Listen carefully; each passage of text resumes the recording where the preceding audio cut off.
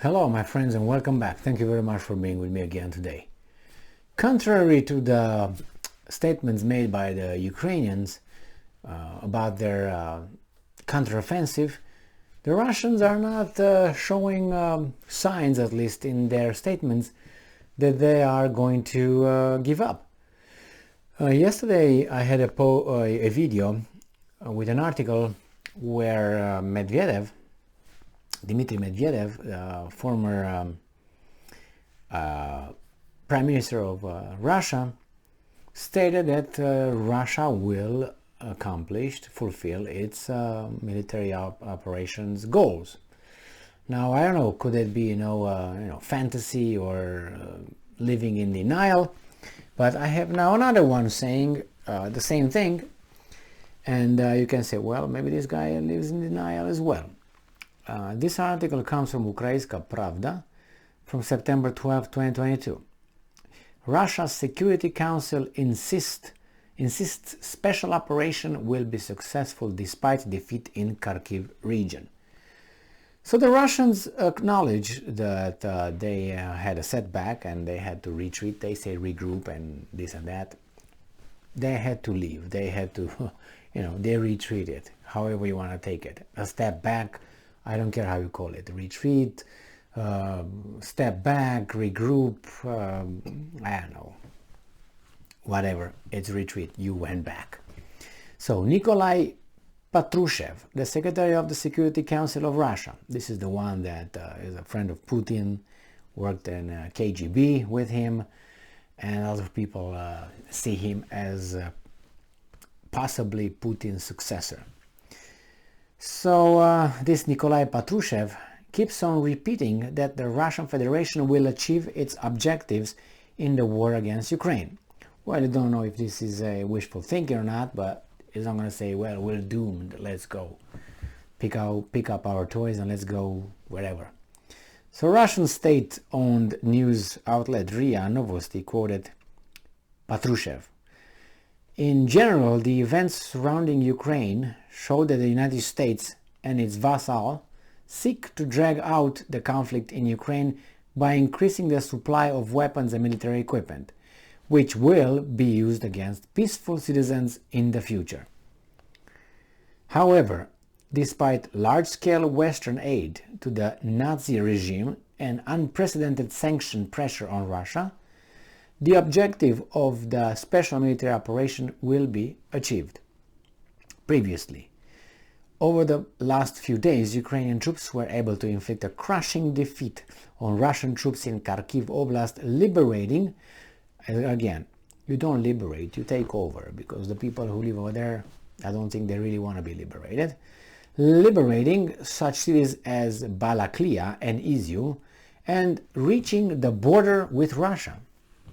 Even the Russian Ministry of Defense had to admit that Russian troops had been forced to withdraw from Kharkiv Oblast. Well, I don't think that you will have a lot of Russian leaders who would say, yeah man, we got smashed over there, we're losing everywhere. On the other hand, they admitted that they pulled their troops back. They said because we had to bring it to Donetsk and help over there. Well, you don't do that. I mean, what do you mean?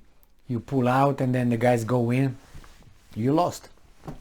You had two positions, right? North and, let's say, Donetsk, south, a little bit south. And then what do? You leave that position and just give the Ukrainian Izium like that? It doesn't sound to me like a calculated move. Why would you do that? Why would you give up those positions once you fought for them? Because they fought for them. So I think that's clear that the Russians messed up over there, or the Ukrainians were good enough to break the front, the lines, and advance.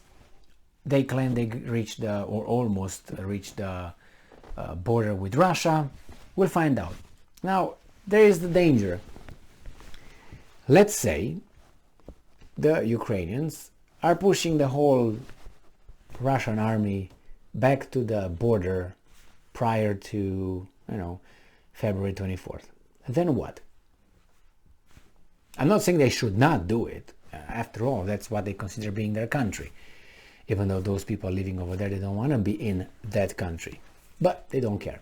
They want a territory, not the people. If they could the people to be shipped eastward over whatever, that's fine, I think, for these guys.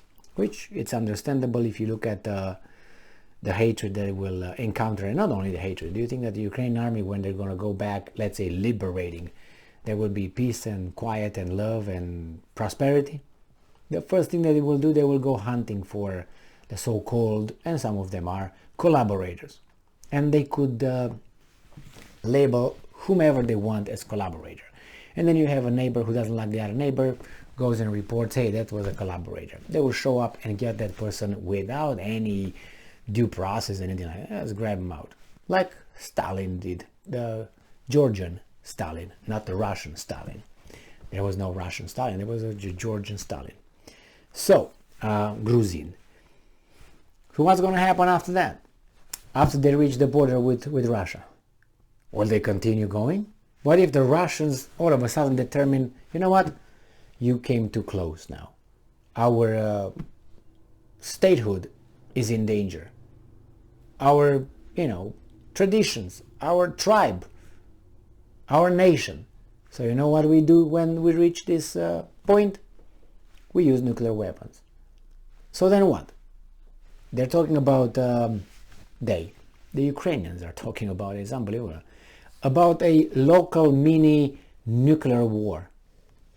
It would trigger somehow the Third World War based on just a local scuffle. They still think like they did with sanctions against Russia. Limited, we do this, and they don't do anything, and we keep it under control. As of now, it is kind of under control, unless the Russians will just turn off the entire gas to Europe and say, okay, screw it, that's it. We lose some money for a little bit until we find markets in the east, and you're going to find your markets, whoever's going to give you whatever. And believe me, it's going to hurt the Europeans more than the Russians will be. Not the Americans. Nah. So then they try to do it controlled. I think this war is kind of controlled, but it seems like it runs, how should I put it, it's just out of control. Because after all, it's about winning. So who's going to win, who's going to lose? And what is winning, what is losing? What is winning for Russia, we know. But what is losing for Russia, I think we also know. There would be nuclear war. Russia cannot win. What do you mean win? Win what? Stop over there at the border where they used to be if they got pushed over there and say, you know what? Okay, man, you pushed us back. We're cool, man. You're tough. Now let's go back to doing business as usual. No, the whole purpose from the Russian perspective was to achieve certain goals. If they don't achieve those goals, well, just say, okay, now I'm afraid of you. I'm not going to do anything. I don't know. We'll see. Winter is coming, by the way, and see what kind of pressure will be put on certain countries to pressure Zelensky. And I don't even know if the reported successes, Ukrainian successes of the counteroffensive are really as extensive as the Ukrainians are reporting. Thank you very much for being with me again today. Stay strong, stay smart, look for the truth, and be just.